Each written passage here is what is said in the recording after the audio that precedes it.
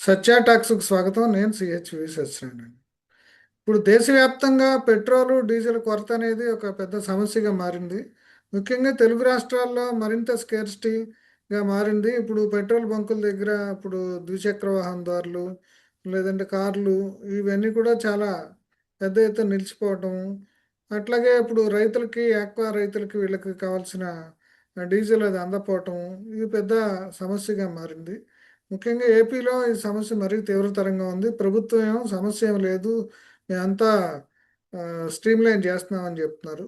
అసలు వాస్తవ పరిస్థితి ఏంటి, ఈ సమస్యకు కారణాలు ఏంటనేది మనకు వివరించడానికి మనతోటి ఉన్నారు AP CPM secretariat member CH Baburao గారు. ఆయన అడిగి మరిన్ని వివరాలు తెలుసుకుందాం. నమస్కారం అండి బాబురావు గారు. నమస్తే సత్యనారాయణ గారు. అసలు ఏంటి సమస్య? ఒకసారిగా ఈ సంక్షోభం ఎందుకు వచ్చింది? అంటే బయట నుంచి కూడా ఈ ఇరాన్ యుద్ధం ఉన్నప్పుడు కూడా ట్యాంకర్స్ అన్ని తెప్పిస్తున్నాము, సప్లైస్ అవి సమస్య లేదనేసి ఏమో కేంద్రం నుంచి చెప్తున్నారు. మరి ఇక్కడ ఎందుకని ఒక్కసారిగా ఇట్లాంటి పరిస్థితి ఏర్పడింది? అంటే మొదటి విషయం, ప్రభుత్వం అసలు సమస్య లేదని బుకాయించడానికి ప్రయత్నం చేసింది. కొరతే లేదన్నారు. పత్రికలు కూడా, కొన్ని పత్రికలు ఆ, దీన్ని డౌన్ ప్లే చేసి చూశారు. కానీ 3-4 రోజుల పాటు చాలా తీవ్రమైన సమస్యగా ఆంధ్రప్రదేశ్లో ఒకేసారి దాదాపుగా చెప్పాలంటే 70-80% బంకులు కూడా కొన్ని జిల్లాల్లో మూతపడిపోయింది. ఓకే. తెరిచున్నటువంటి బంకుల్లో కూడా డీజిల్ ఉంటే పెట్రోల్ ఉంటే డీజిల్ లేదు. ఇప్పుడు కొద్దిగా సర్దుకుని సాధారణ స్థితి వస్తున్న 3-4 రోజులు చాలా ఇబ్బంది పడ్డారు. అదే. అలాగే విచిత్రం ఏంటంటే, పెట్రోల్ డీజిల్ కూడా రేషన్ పెట్టారు, బోర్డులు పెట్టేశారు. పెట్రోల్ 50-100 రూపాయలు మించి కొట్టం, డీజిల్ ఇంతకు మించి లేదు. అంటే వెళ్ళినటువంటి వాళ్ళకు కూడా 100 రూపాయలు పెట్రోల్ కొట్టి పంపించటం. అదే. ఈ రకమైనటువంటి ఒక అసాధారణమైన పరిస్థితి రాష్ట్రమంతా ఉంది. ప్రభుత్వం కానీ, అధికార యంత్రాంగం కానీ, పెద్దలు కానీ, ముఖ్యమంత్రి కానీ ఈ తీవ్రతని గమనించటంలో పూర్తిగా వైఫల్యం చెందారు. దాంట్లో సమస్య లేదు.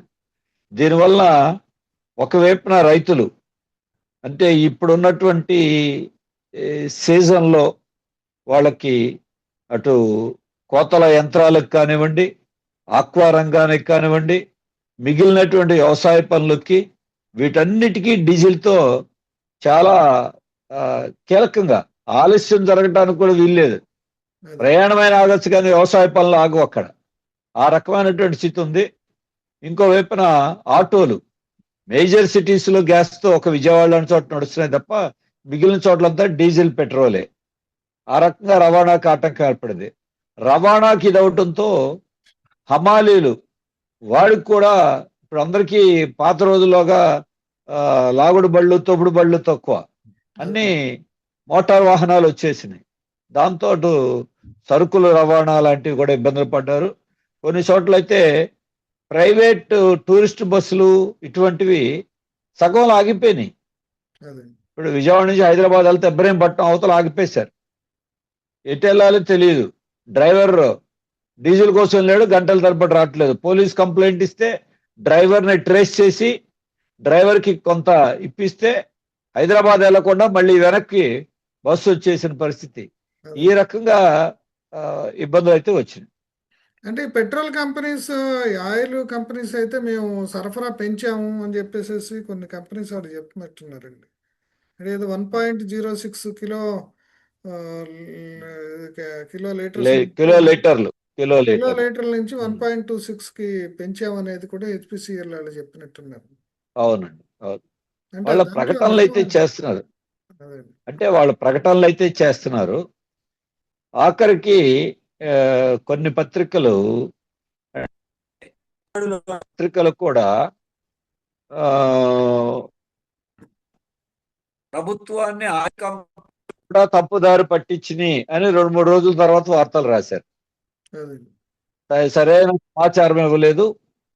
బంకులు 50% పైన మూతపడితే 10% మూతపడ్డాయి అన్నారు.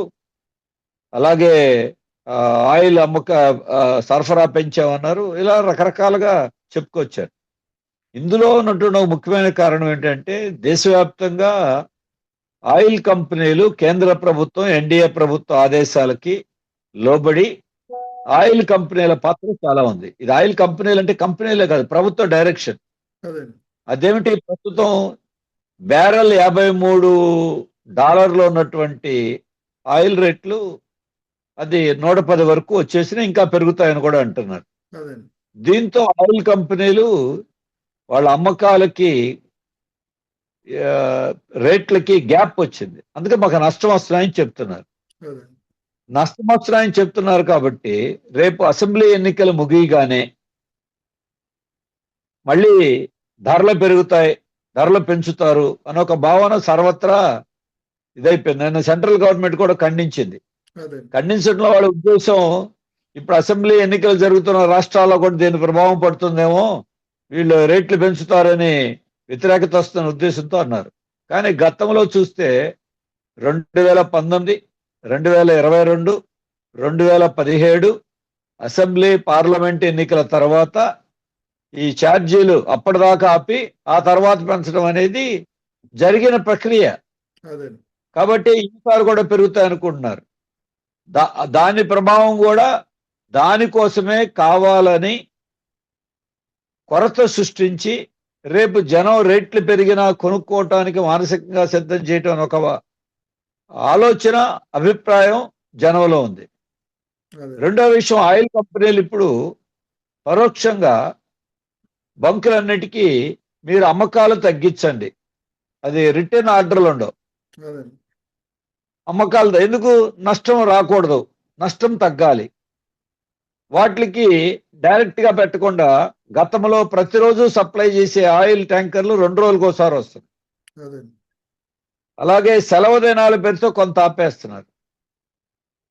అదే కాకుండా ఈ ఆయిల్ కంపెనీలు అంతకుముందు క్రెడిట్ ఇచ్చేవాళ్ళు బంకులకి, అదండి. ఇప్పుడు క్రెడిట్ లేదని చెప్పడం. క్రెడిట్ లేకపోతే అందరూ డబ్బు కట్టుకోలేరు. అంటే దీని ఉద్దేశం ఏంటి, పైకి చెప్పకపోయినా ఆయిల్ అమ్మకాలని ప్రస్తుతానికి తగ్గించుకోవటం, కుదించడం, దానికి రకరకాల వంకలు చెప్పటం. అందుకనే కేంద్ర ప్రభుత్వం యొక్క ఆయిల్ కంపెనీల యొక్క కుట్రలో భాగంగానే ఇటువంటి ప్రయత్నాలు జరుగుతున్నాయి అనేది ఫస్ట్ విషయం. అదండి. ఇక ఇది వేరే ఇతర అంశాలు కూడా ఉన్నాయి. ఇప్పుడు పెట్రోల్కి గవర్నమెంట్ మామూలు పెట్రోల్ రేట్ పెంచలేదు, కానీ పవర్ పెట్రోల్ అంటారు, ప్రీమియం పెట్రోల్, అదండి. వాటి రేట్ పెంచారు. దాంతో ఏమవుతుంది, పెట్రోల్ స్టాక్ అయిపోతుంది. ఇక అనివార్యంగా పవర్ పెట్రోల్ కొనుక్కోవాలి. అదండి. దాన్ని ఆదాయం కోసం దాని ఒక మార్గం. ఇదే కాకుండా బల్క్ డీజిల్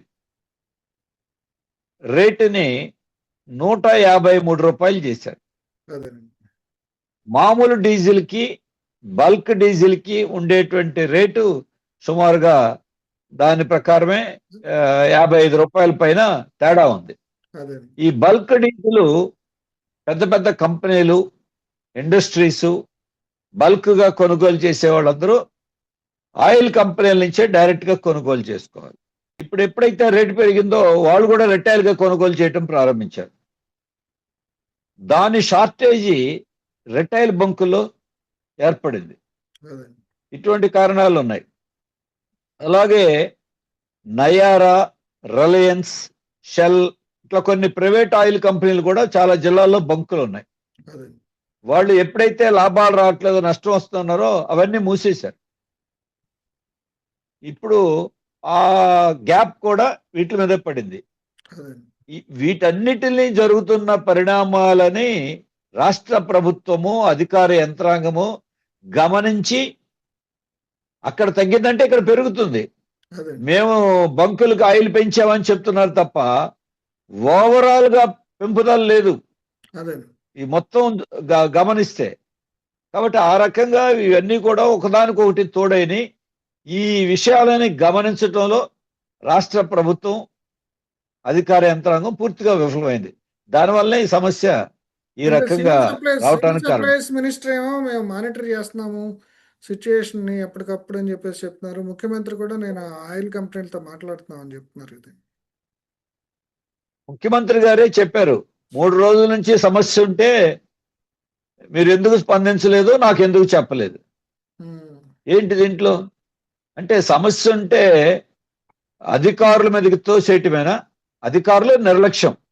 అదే కానీ గవర్నమెంట్, ప్రభుత్వ యంత్రాంగం ఏం చేస్తుంది?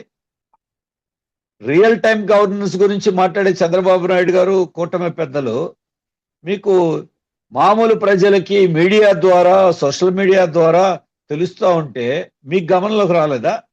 అదే అందుకని అధికారులు మందలించడమే కాదు, ప్రజలు గవర్నమెంట్ని, ప్రజాప్రతినిధుల్ని, ప్రభుత్వ పెద్దలను కూడా మందలిస్తున్నారు మీరేం చేస్తున్నారని.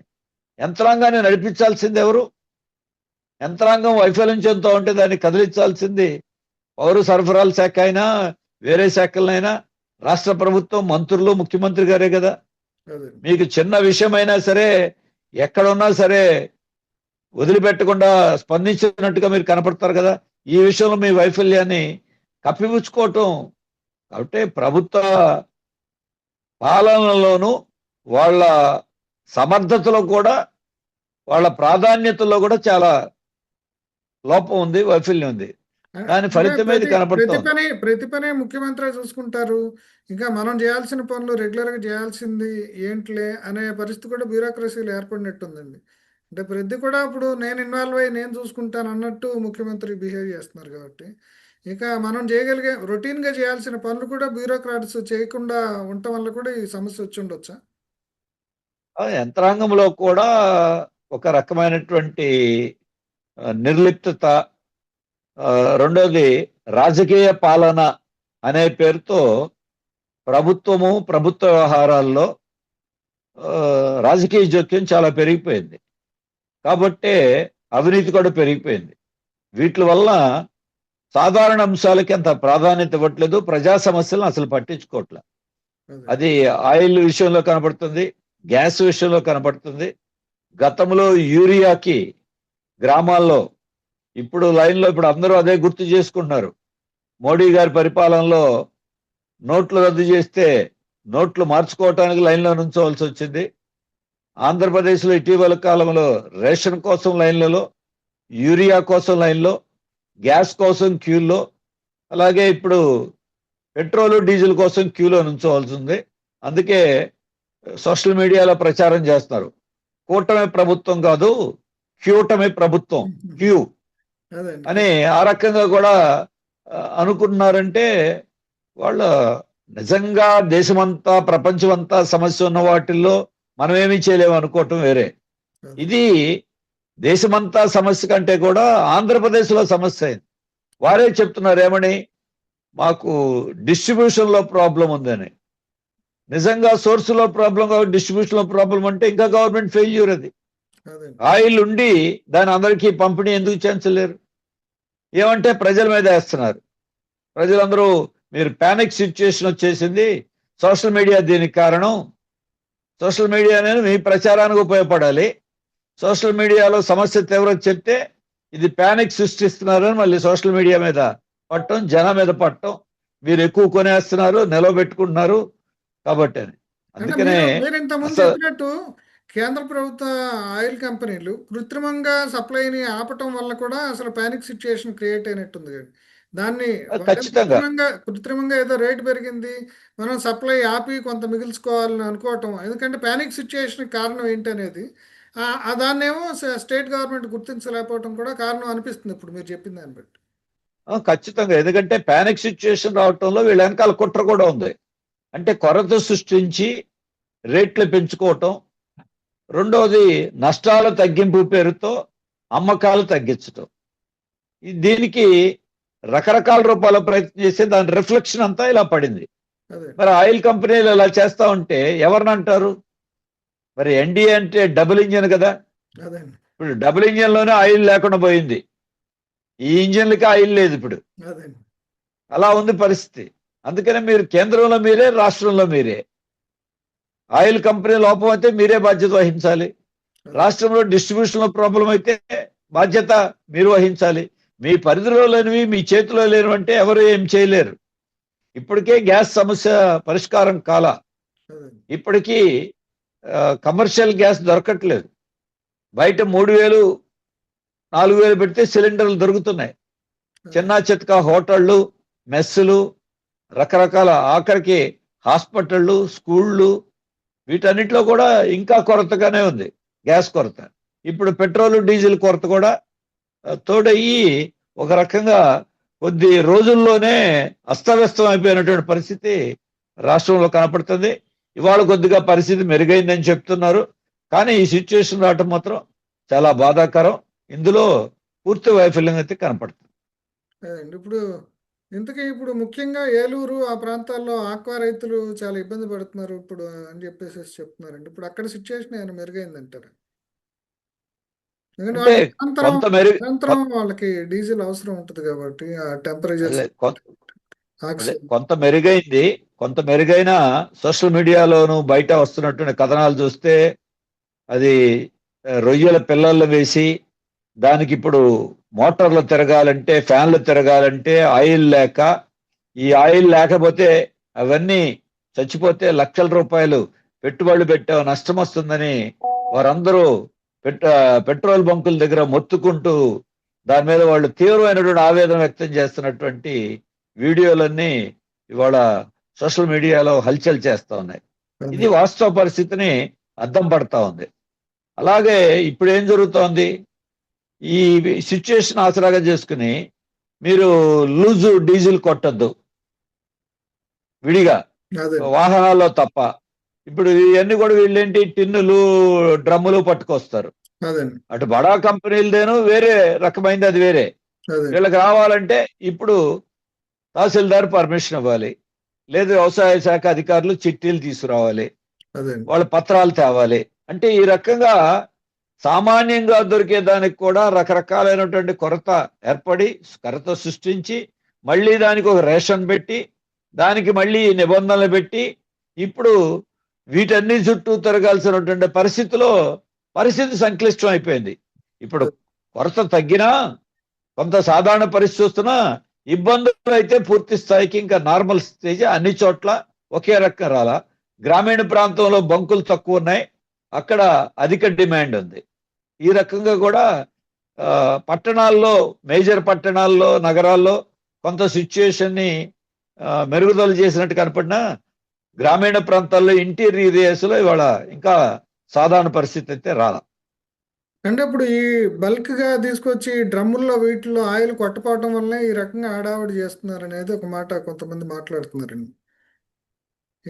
ఈ డ్రమ్ముల్లో కొట్టపోవటం వల్లనే ఇప్పుడు దానికి వ్యతిరేకంగా ప్రచారం చేస్తున్నారని కొంతమంది మాట్లాడుతున్నారు. ఇప్పుడు డ్రమ్ముల్లో కొట్టడం ఇప్పుడు ఒక బడా కంపెనీలకి ఉదాహరణకి ఈరోజు కనపడుతుంది. రాష్ట్ర ప్రభుత్వం అమరావతిలో వర్క్స్ జరుగుతున్నటువంటి కంపెనీలు తెలిసినే మీకు, ఎల్ఎన్టీనో, షాపూర్జీనో, మెగానో, ఎన్సీసీనో ఇతర కంపెనీలు చేస్తున్నారు. వాళ్ళు బల్క్ గా ఆయిల్, అది క్రేన్లకు కానివ్వండి, జేసీబీలకు కానివ్వండి, ఇతర యంత్రాలకు కానివ్వండి, అన్నిటికీ పెద్ద మొత్తంలో డీజిల్ కావాలి. డీజిల్ కావాలంటే సిఆర్డే కమిషనర్ గారు పౌర సరఫరాల అధికారికి లేఖ రాసి వీరందరికీ బంకుల ద్వారా పెట్రోల్ ప్రత్యేకమైనటువంటి కేటాయింపు చేయాలని రాయటం, వారు అనుమతి ఇవ్వటం. ఇది ఆయిల్ కంపెనీల దృష్టికి వెళ్ళిన తర్వాత ఆయిల్ కంపెనీలు ఇది నిబంధనలకు విరుద్ధం కాబట్టి ఇలా బల్క్ అది వాళ్ళ ఆయిల్ కంపెనీల నుంచే డైరెక్ట్ గా కొనాలి తప్ప బంకుల నుంచి ఇలా అనుమతి ఇవ్వటం సరికాదని వారు కేంద్ర ఆయిల్ కంపెనీల నుండి ఒక లేఖలు రావటం. ఇటువంటిది బల్క్ ఆయిల్ కొనాలంటే 53 రూపాయలు 55 రూపాయలు తేడా ఉంది కాబట్టి ఆ బడా కంపెనీలకి మేలు చేయటం వలన చేయాలనే ఉద్దేశంతో రాష్ట్ర ప్రభుత్వం చేసిన ప్రయత్నాలు కూడా కొన్ని ప్రాంతాల్లో ఈ కొరత కారణమైనటువంటి వాదనలు ముందుకు వస్తున్నాయి, అభిప్రాయాలు వస్తున్నాయి. కాబట్టి అది కూడా తోడవుతోంది. అటువంటి కంపెనీలు బల్క్ డీజిల్ కొనటం వేరే. మరి ఒక ట్రాక్టర్లో ఆయిల్ కావాలి, ఒక ట్రాక్టర్ పనిచేస్తూ ఉంటుంది, బంక్ దాకా రారు. అలాగే కోత మిషన్లకు రావాలి, వాళ్ళందరూ ఎట్ట తెస్తారు? చిన్న చిన్న టిన్నులో, చిన్న చిన్న డ్రమ్ములో తెస్తారు. ఇప్పటిదాకా సాగింది కదా, ఇప్పటిదాకా సాగిన దాన్ని మరి ఇవాళ మీరు కొరత సృష్టించి దీని వీళ్ళ కారణం అని చెప్పి మీరు అనటం, ఇది ప్రతి సంవత్సరం వ్యవసాయ సీజన్లో ఇటువంటి సాగుతూ ఉంటుంది. ఈ సీజన్ బట్టి డిమాండ్ పెరిగినప్పుడు దానికి అనుగుణంగా గమనించి ముందుగానే ఆయిల్ కొనుగోలు ఎక్కువ చేయాలి. ఆయిల్ కంపెనీలు ఇవ్వకపోతే కేంద్రంతో మాట్లాడాలి. అటువంటి ప్రయత్నాలు చేయకుండా చిన్న చిన్న కారణాలు, కొంతమంది మీద, జనం మీద కారణాలు చూపించడం, ఎక్కడన్నా ఒక దగ్గర రెండు దగ్గర ఇన్సిడెంట్లు జరగచ్చు, కానీ స్టేట్ అంతా ఎందుకు వస్తుంది? అర్బన్ ఏరియాలో కూడా ఎందుకు వచ్చింది ఈ సమస్య? అందుకని ఇవన్నీ ఎక్కడన్నా వ్యక్తులు చేసేటువంటి వాటిని సాధారణమైన పరిస్థితికి దాన్ని ముడిపెట్టద్దు. సాధారణమైన గవర్నమెంట్లకి ఉన్నాయి. ఇవాళ కేంద్రం పాత్ర కూడా సక్రమంగా లేదు. గతం నుండి మనం చూస్తున్నాం. యుద్ధం విషయంలో వాళ్ళ వైఖరి, మోడీ వైఖరి, ట్రంప్కి లొంగిపోవటం, అమెరికాకి లొంగిపోవటం, మోడీకి చంద్రబాబు నాయుడు గారు రాష్ట్ర ప్రభుత్వం లొంగిపోవటం, వీళ్ళు ఒకళ్ళకొకళ్ళు లొంగిపోయి వ్యవహరించడం తప్ప ఆయిల్ విషయంలో ఒక సరైనటువంటి విధానాన్ని తీసుకోవట్లేదు. రష్యా నుండి ఆయిల్ కొనొద్దంటే కొంతకాలం అయిపోయారు. మళ్ళీ అమెరికా అనుమతి ఇస్తే 4 రోజుల పాటు ఆయిల్ ఇప్పుడు కొంటున్నారు. చౌకగా దొరికే ఆయిల్ని వదిలేసి అధిక రేట్లు పెట్టి కొనటానికి అమెరికా ఒత్తిళ్ళకి ఎందుకు లొంగిపోవాలి? మనకి ఎక్కడ చౌకగా వస్తే అక్కడ కొంటాం. అటువంటి స్వతంత్రమైన విధానం కూడా తీసుకోవట్లా. ఇప్పుడు నష్టాలకే వస్తున్నాయని చెప్పేదానికి కూడా ఇతర అంశాలతో పాటుగా యుద్ధము, ఉద్రిక్తతలో కారణమైతే కేంద్ర ప్రభుత్వం యొక్క వైఖరి కూడా కారణం. అలాగే ఇప్పుడు మీ అందరికీ తెలిసిందే, పెట్రోల్లో 55 రూపాయలు సుమారుగా 109 రూపాయల్లో సగం పౌండ్ పైన ట్యాక్స్లే ఉన్నాయి. కేంద్ర ప్రభుత్వ ఎక్సైజ్ డ్యూటీ 20 రూపాయల పైన, రాష్ట్ర ప్రభుత్వ వ్యాట్ 30 రూపాయల పైన, ఆంధ్రప్రదేశ్లో అదనంగా ఇంకో 4 రూపాయలు, 31% వ్యాటే కాకుండా అడిషనల్ 4 రూపీస్ చేస్తుంది. మరి ఇవన్నీ ట్యాక్సుల రూపంలో చేస్తున్నారు. ఈ 10 ఏళ్ల కాలంలో సుమారుగా కేంద్ర ప్రభుత్వానికి ఈ ఆయిల్ ద్వారా అటు ఎక్సైజ్ డ్యూటీ కానీ సెస్ల రూపంలో కానీ దాదాపు 26 లక్షల కోట్ల రూపాయల ఆదాయం వచ్చింది. ఇటువంటిది తేడా వచ్చినప్పుడు ఇప్పటిదాకా వచ్చిన ఆదాయం నుంచి కొంత భాగం తగ్గించుకుని నష్టపోవాల్సిన అవసరంలా గడించిన ఆదాయం నుంచి కొంత భాగం ఖర్చు పెడితే నార్మలైజ్ చేయొచ్చు.